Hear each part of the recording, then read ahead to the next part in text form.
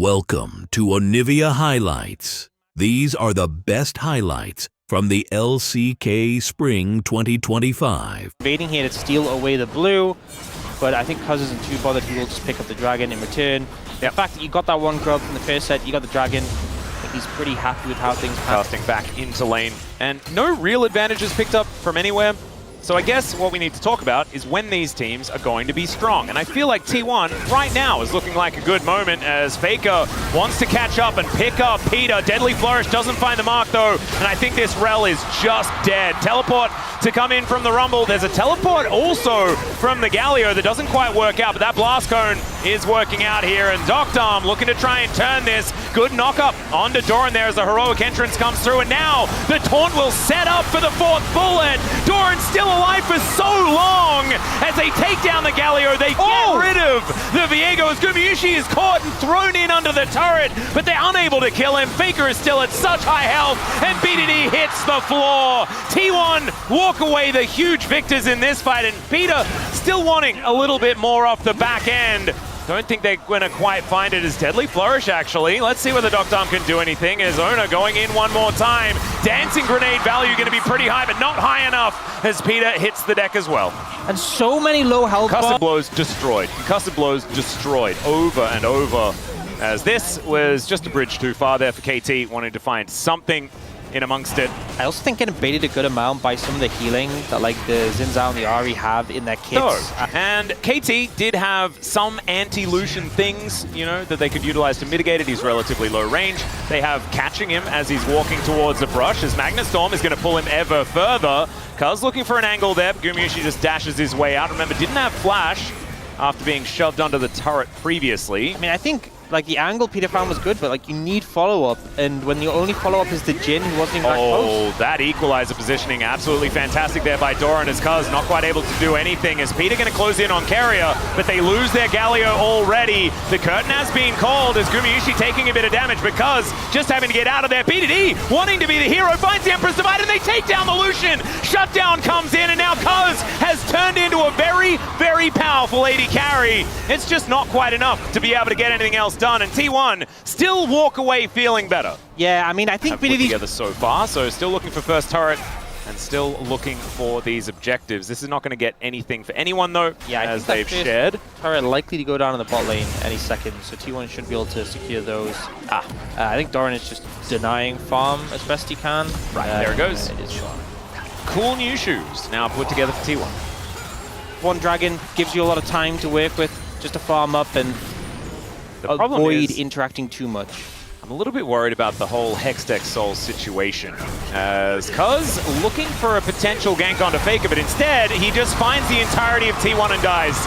The Galio comes in, Gumayusi will get knocked up, Peter's alongside him, Emperor's Divide picks up Guma, but he dashes his way out. He looks like he's going to be safe as Doctarm actually flashing in to get on top of him. The equalizer does a lot of damage, but so does BDD. Faker trying to get out of there, Doctarm, he needs another bullet, but does not have it. And KT now just running for the hills. In the meantime, Ona is just destroying KT's stuff. Not the person you typically expect to be split pushing, but Ona will do what he does in a fix. And I think KT, just too many resources invested to try and kill that Lucian. Yeah. With the Viego dead as well, you just don't have the throughput in these longer fights. Yep, Ona is now going to utilize that time spent on the bottom side to do a lot of damage here to Peter, and casting. Great knock-up with the crash down from Peter. Will keep casting alive at least as Doran tanks up the turret for a long time. Cuz wanting to make his way in, wastes no time as he flashes forward. This could be some resets as Carrier puts up the door, and Cuz still looking for more, but look at that. It's the concussive blows. It is so difficult for KT to deal with as the bullets coming on through there. Great dash to bait in casting from Gumayusi. And KT situations where baited a bit by the flash, but even if he had ulted Carrier, he wasn't going to die. And the turnaround is so quick from the side of T1. And T1 now just going to be taking away yet another blue buff. This is not going to give it to everyone, as we are not quite late enough in the game for that. The gold lead has moved to about 8,000, as Doctarm still looking for a little bit more, but man, he's got a Zeal and a Ghost Blade. Just feels like he does negative damage at the moment. And Sundisk is going to be put up. And it actually eats a charge there from the Rift Herald, which is kind of cute. Ona going in now, though, as T1 feeling aggressive. This is what you were talking about. Ona can kind of just throw his body in, but does now not have the ultimate for the next fight. Pretty big resource to take away, but I think T1 could just back away. There's no pressure for them to fight right now. And minions as well. Do you know how many KT fans are in that building? Max, this can't happen.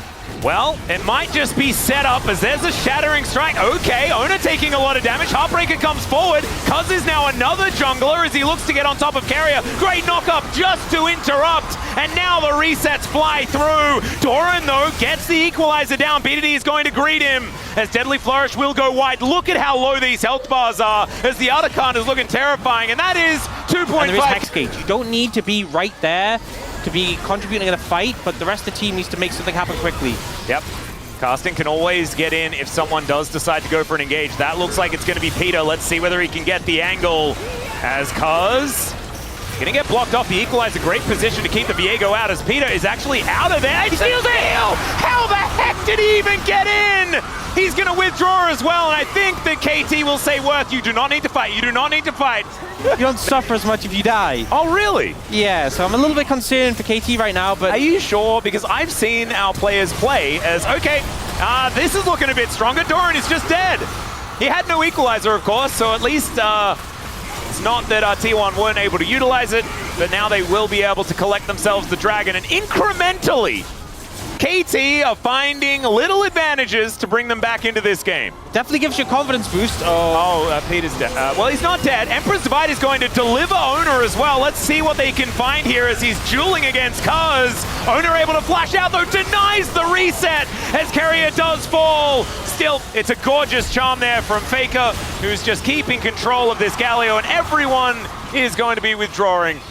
And yeah, T1 they need to understand that. And well, as you said, Ox, it doesn't actually provide them with any damage, anything like that. So they're still just as strong as when they were forcing fights before. Oh no! As Faker is going in, does have another charge of the Spirit Rush. Is wondering when to use it. Does find the charm here under Casting as Ona setting up for it. That is a Justice Punch as Casting trying to get himself out of there. The culling will cut him down though, and down goes BDD as well. It's a double for Gumayusi as KT trying to find some follow-up kills as the charm this time will go wide, despite the fact that Faker has been so incredibly accurate. Just to funnel into T1 and die. And I just don't understand it. I feel like they'd really put themselves in a position where, as much as the game wasn't in a good spot, it wasn't navigate. It wasn't. Yes, they are 8,000 gold ahead, 8,500. Yep.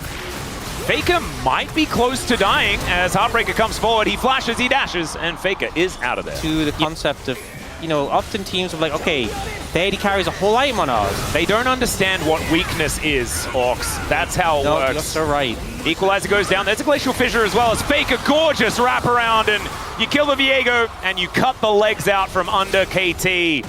Now they just have to wait. Inner turret does fall down. They invest a bit in order to get it, but they will get so much for that investment. The returns are looking good as they take down the first inhibitor of the game. And T1, this game one, looking definitely like they have it in the bag. Still taking a bit of damage here. BDD does need to be respected. But it looks like that's exactly what T1 are going to do. They will take down this inhibitor turret at the same time as Faker once again throws out the ulti. This time doesn't hit the charm, but he doesn't have to. So much damage done to the base here. And now they can just back away, dragging up 30 seconds. T1 are able to pick up. Yes, exactly. So it was all planned. You need to buy, like, okay, never mind. They are so far away from their base. And now T1 are looking to cut them down once again. Casting in an awkward spot. Magnetstorm connects onto just Faker as now Ona goes in and buys so much space. Casting able to flash his way out, but Ona is able to follow him. Doran goes golden in the nick of time as well as KT are just losing members one after the other. But BDD finding a huge shuffle. Oh, Gumayusi, my God, the damage is absurd. And BDD is still here. The Sand Soldiers are set up and he goes golden just in time. But he is the last man and BDD cannot do it alone. That's what we've been learning this whole year. And T1 will walk forward and finish off game one. I feel like some of the fights even, KT were playing pretty well, but they're just so far behind, and they just opt into every single fight. T1 cool, calm, and collected. 9-1 and 9 for Ona on this Xin Zhao. It is his best champion, and he keeps getting it every series. Nexus goes down and T1 will be victorious in the first game. It's a best